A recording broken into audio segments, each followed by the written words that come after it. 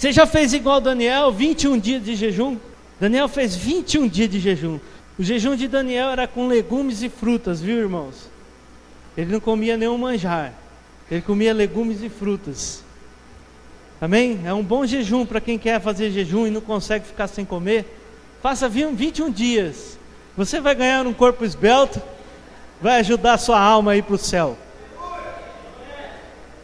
Você sabe que as coisas que Deus mandou nós fazermos, elas têm reflexo tanto prático no mundo que nós vivemos, quanto espiritual. Você sabia disso? Quando Deus falou assim, não come carne de porco, não foi isso que Deus falou para o povo dele? Vocês imaginam, irmãos, lá seus 10 milhões de pessoas andando num deserto escaldante, calor de 42 a 50 graus de dia, né? De noite é 0 graus, comendo carne de porco, aquele toicinho, né? Aquele que a gente tanto gosta, né?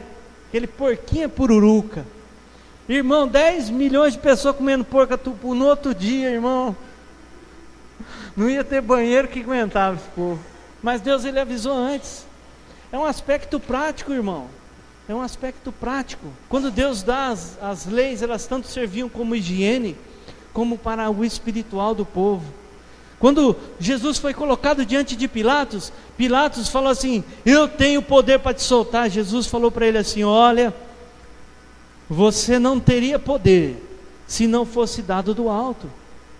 Irmão, ele estava falando um aspecto prático, porque Pilatos estava ali colocado por César, que era imperador de Roma. Ele tinha questões políticas, irmãos. Como que ele poderia soltar alguém acusado de ser rei de Israel? Politicamente, ele não poderia fazer aquilo, porque ele estava debaixo da autoridade de César. Poderia complicar as coisas para ele.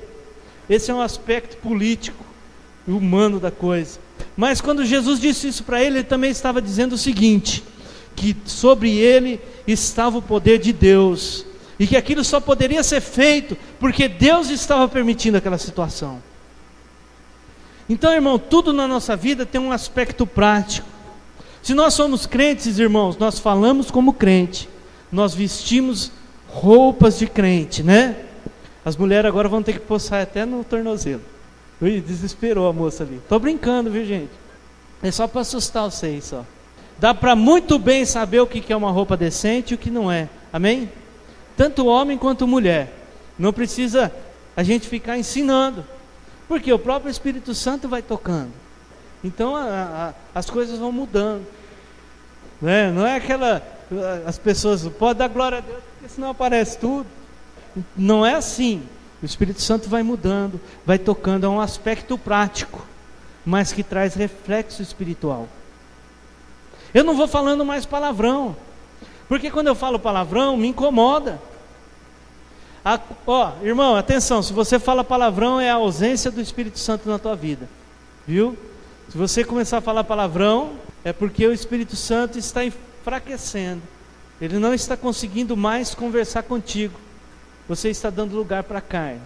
Comece a orar e jejuar, para que seu espírito consiga alcançar a sua mente. Amém? Mas às vezes a gente não está atento às coisas de Deus. Nós temos que fazer acontecer. Quando Deus mostrou o vale de ossos secos para Ezequiel, Ele não falou assim, peça com que eu faça. Ele falou assim, dê ordem. Amém, irmão?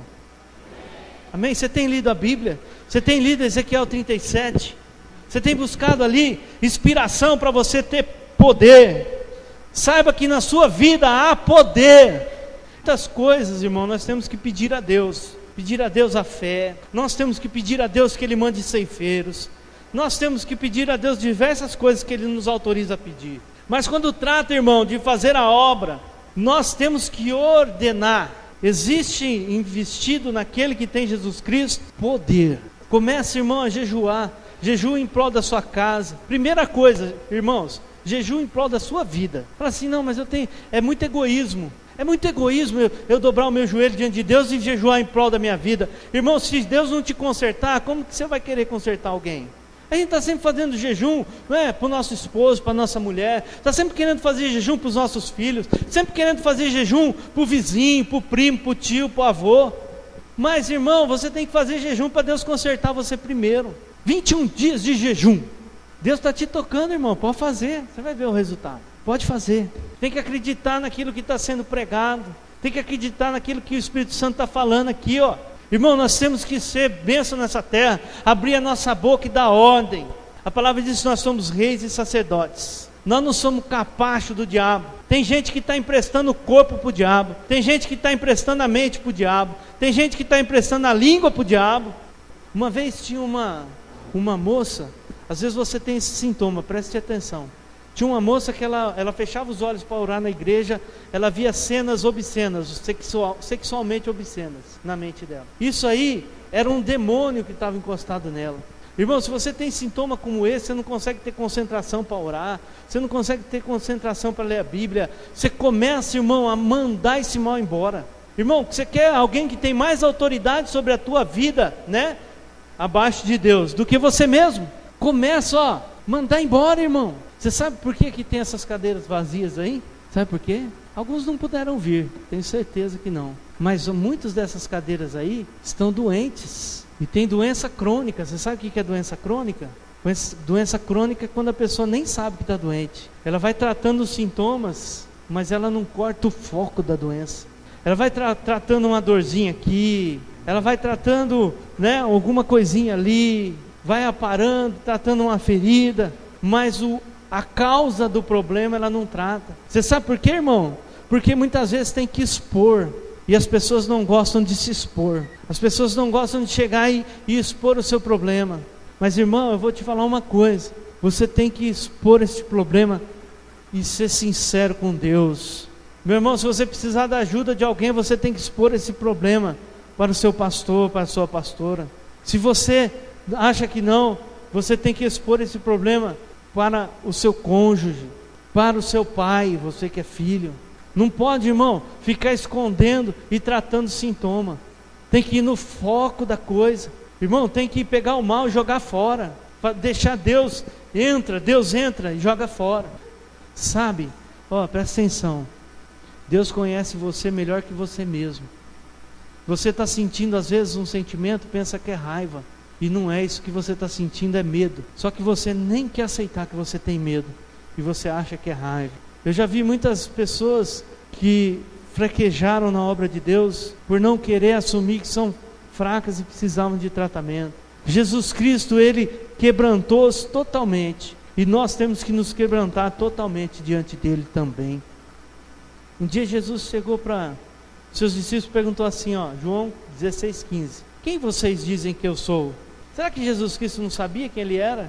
Ainda hoje eu comentava no estudo de manhã cedo, porque a gente começa a pensar, a falar de Jesus, que Jesus é Deus, Deus em homem e tal, e a pessoa começa a imaginar Jesus Cristo como que nascido ali em Belém.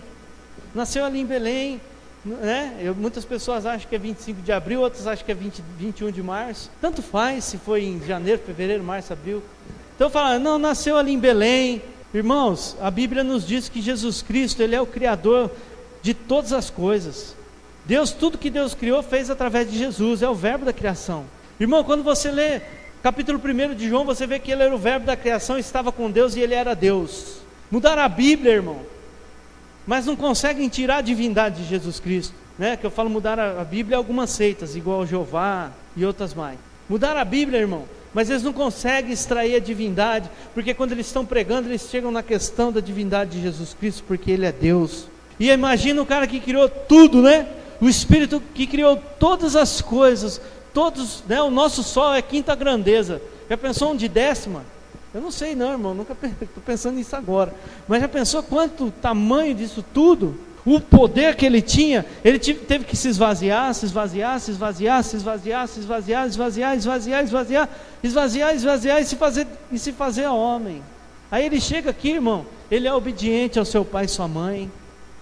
Ele chega aqui, ele vai ouvir a pregação de João Batista.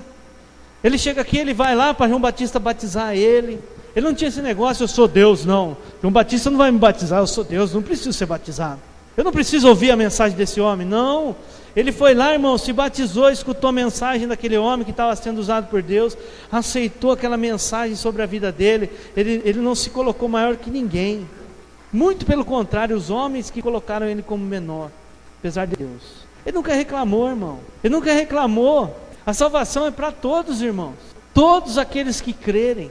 Ele não falou assim, agora vai salvar só os bonzinhos. Agora vai salvar só os branquinhos. Não, agora vai salvar só os altos, os baixinhos, não. Não, irmão, é para todo mundo. Mas eu estou me referindo ao arrependido, vocês estão entendendo. Ele veio para salvar todo mundo. Você já pensou? Né? Muitas igrejas, elas querem usar a própria palavra para explicar, irmão, o porquê do porquê. Querem criar um sistema de teologia, de explicação, não tem. Você pega aquele homenzinho simplesinho da roça, nunca fez o primeiro grau, mas a hora que ele começa a abrir a boca, falar de Deus, o povo se converte, o milagre acontece, pessoas entregam a vida para Jesus, e você está lá participando, você sente a unção e o poder de Deus. Isso não tem explicação, irmão, não tem teologia não, que explique isso aí. Isso é o querer de Deus. Muitas pessoas aí querem compreender por que Deus faz assim. Irmão, não queira compreender, apenas usufrua daquilo que Deus está colocando na sua vida. Amém, irmão? Jesus não tinha casca não, irmão. Jesus era Ele mesmo. Oh, aleluia. Ele não precisava, irmão. Muitas pessoas criam uma casca para se defender, outros criam uma casca para poder sobreviver, mas Jesus não precisava nada disso. Muito pelo contrário, Ele aborrecia as questões humanas. Irmão, Ele chega lá na cruz. Você sabe quem que morria na cruz? Só morria na cruz era estuprador, assassino da pior espécie. Qual que é a pior espécie de assassino? É o que mata criança, que mata mulher, é que mata pessoas indefesas. Não é esse os piores? É o pior tipo de assassino morria. E tinha 2 do lado de Jesus. E teve um irmão que falou para ele assim, ele falou simplesmente: Senhor, lembra de mim quando entrares no teu reino. Irmão, estuprador, matador de criança, de senhora de idade. Jesus olhou para aquele homem e falou assim: hoje mesmo estarás comigo no paraíso. Irmão, os homens eles vão querer chegar para Jesus e falar: não, Jesus, não pode. Não, esse homem não, viveu a vida inteira roubando, matando, como é que agora vai para o céu? Irmão, dá para entender? Na razão humana não. Mas quando você abre o seu coração, começa a viver o amor de Deus, você entende o que Jesus Cristo fez. Ele fez aquilo, irmão, para mostrar para você que você tem jeito. Ele fez aquilo lá para dizer assim, ó, ainda dá tempo.